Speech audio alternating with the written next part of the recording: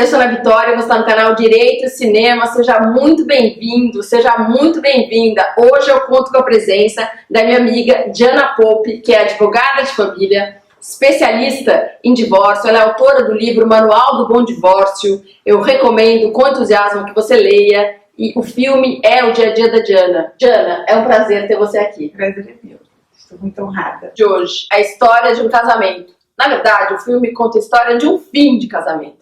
Não é? Eu sugiro que você assista, porque vai ter spoiler. A gente vai falar do filme, vai ter spoiler. O filme é estrelado pela Scarlett Johansson no papel de Nicole e do Adam Driver no papel de Charlie. Vamos lá. Diana, a questão que a gente coloca, todo divórcio é daquele jeito? Não é e não precisa ser. O divórcio já foi daquele jeito.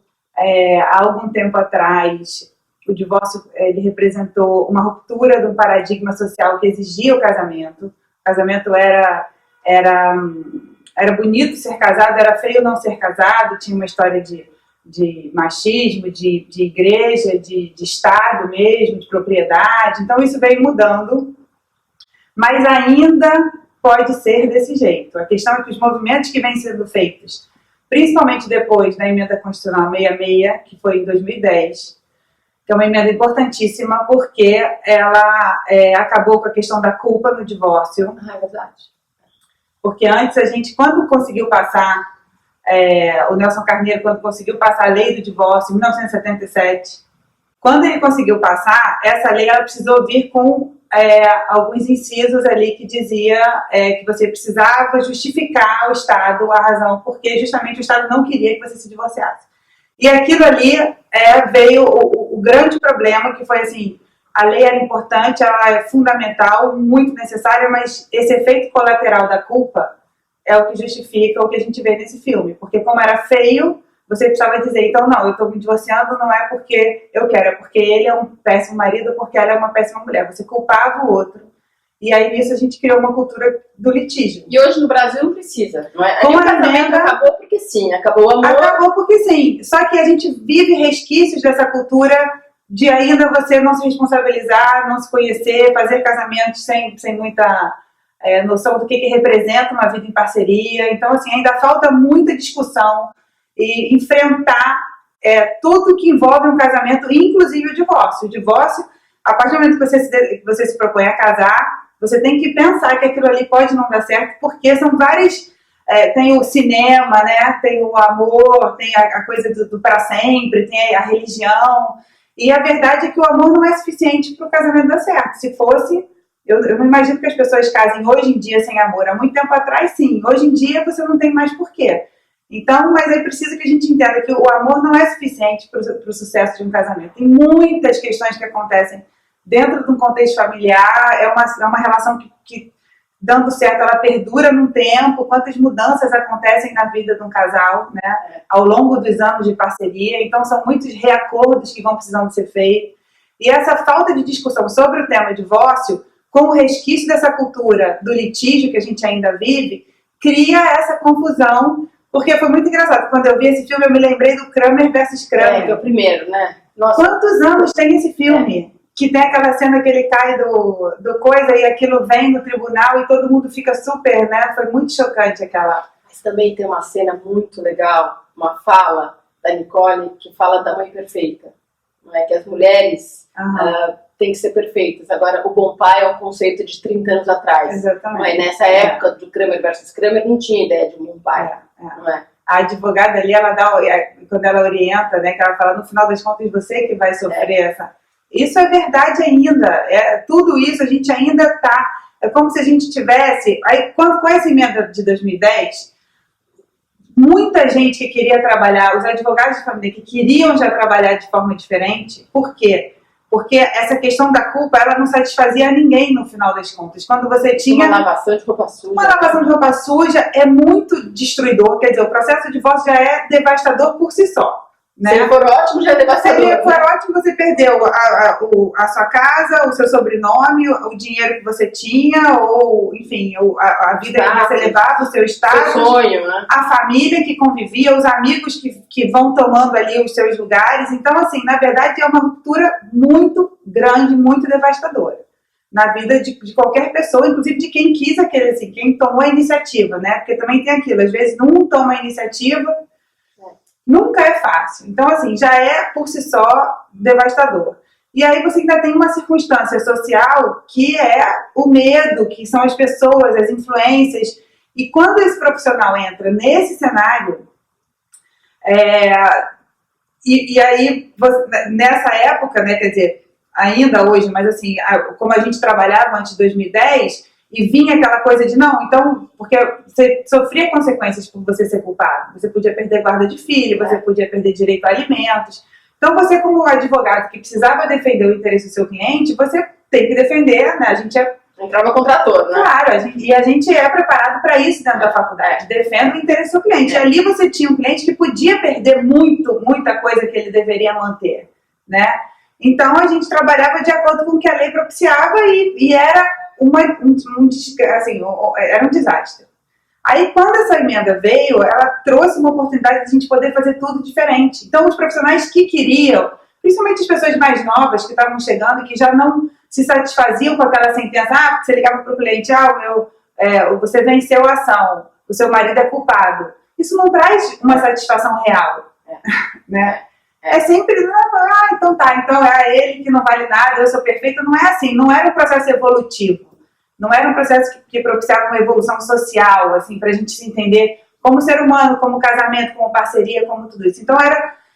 Então veio a lei do divórcio muito importante, mas ela não deixou com que a sociedade evoluísse, apesar dela já estar aí.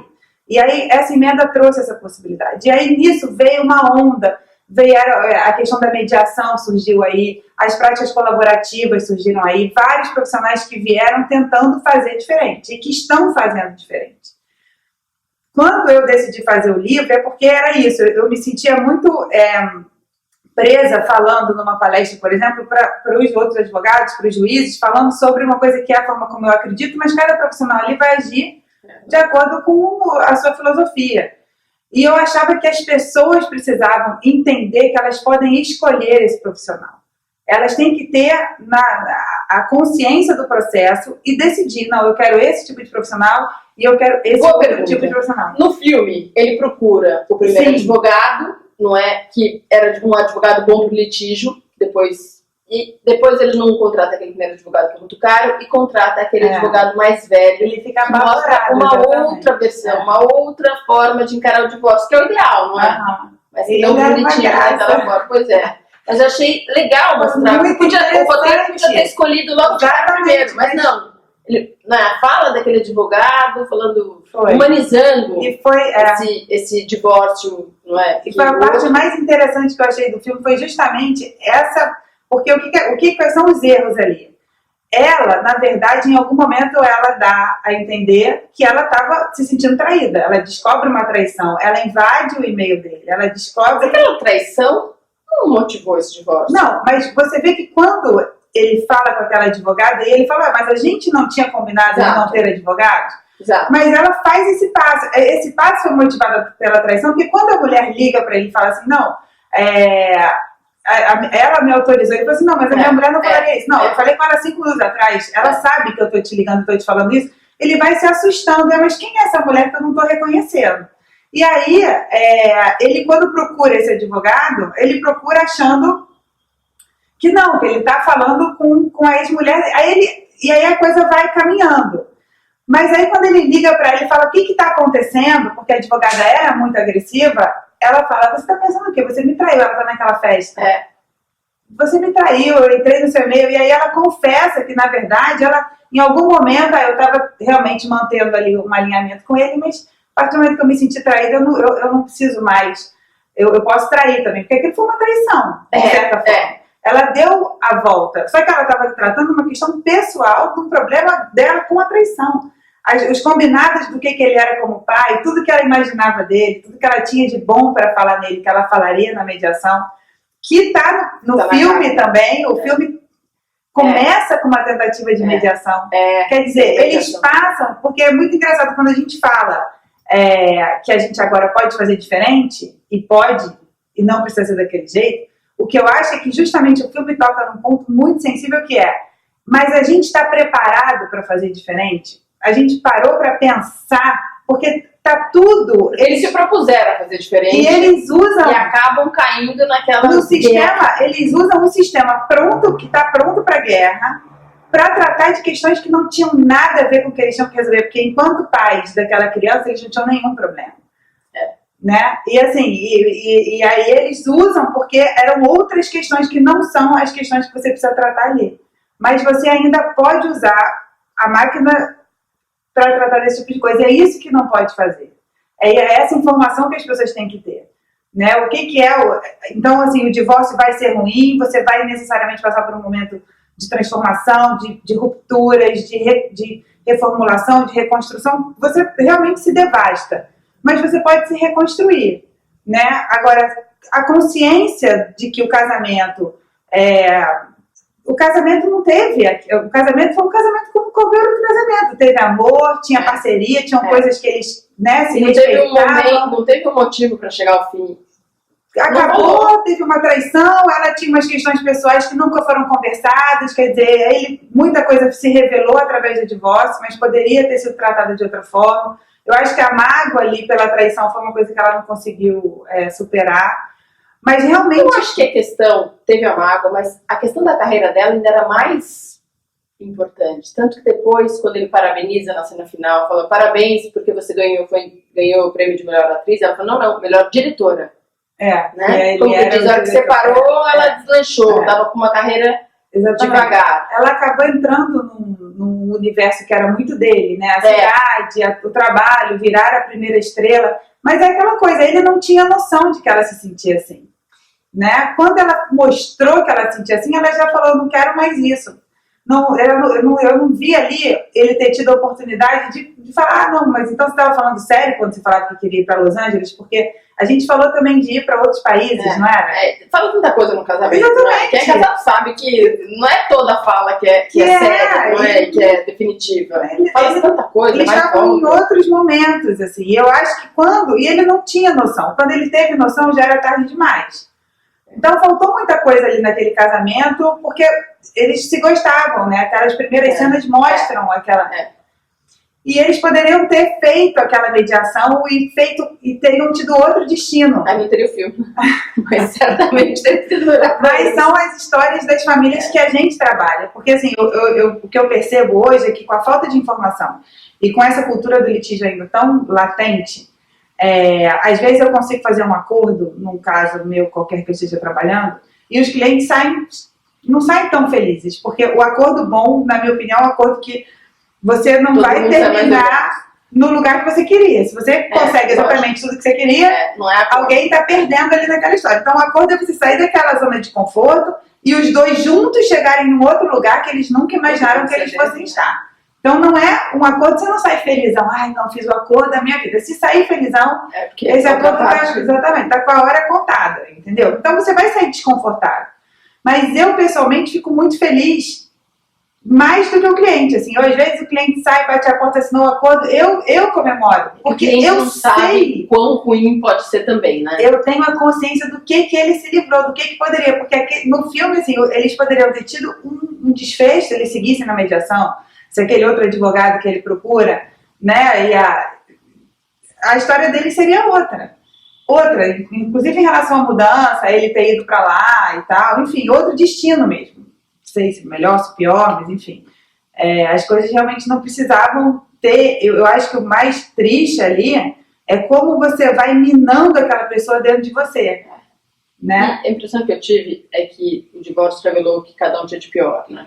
Como se ela fosse uma alcoólatra, como se ele fosse um pai relapso. E eles não acreditavam nisso, nem eles. Você vê que na hora que eles vão para aquele tribunal e os advogados começam aquele circo, porque é um circo, e é um circo até hoje. A gente entra no fórum, uma sala de audiência. Por isso que a porta é fechada, né? Baixaria. E assim, é um circo e os advogados entram e ficam ali né? Eles são os protagonistas daquilo ali. Eles ficam ali é um exercício de egos também, é uma coisa muito complicada. E os próprios clientes às vezes estão...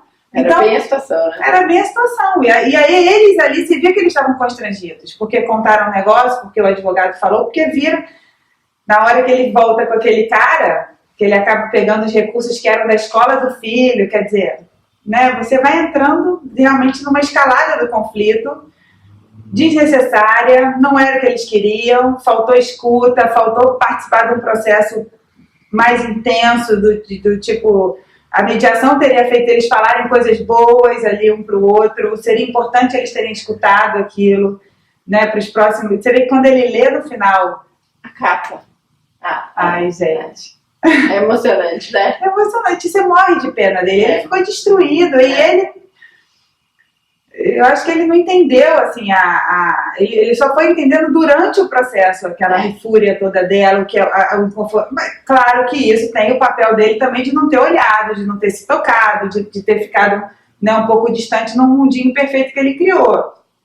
Ele também era conveniente para ele não ver aquilo tudo, né? Ele mandava... Mas ele estava bem intencionado a princípio, assim, ele era feliz com aquela vida. Essas pessoas no mundo de boxe não são mal intencionadas. Né? Na verdade, chega uma hora que elas se defendem.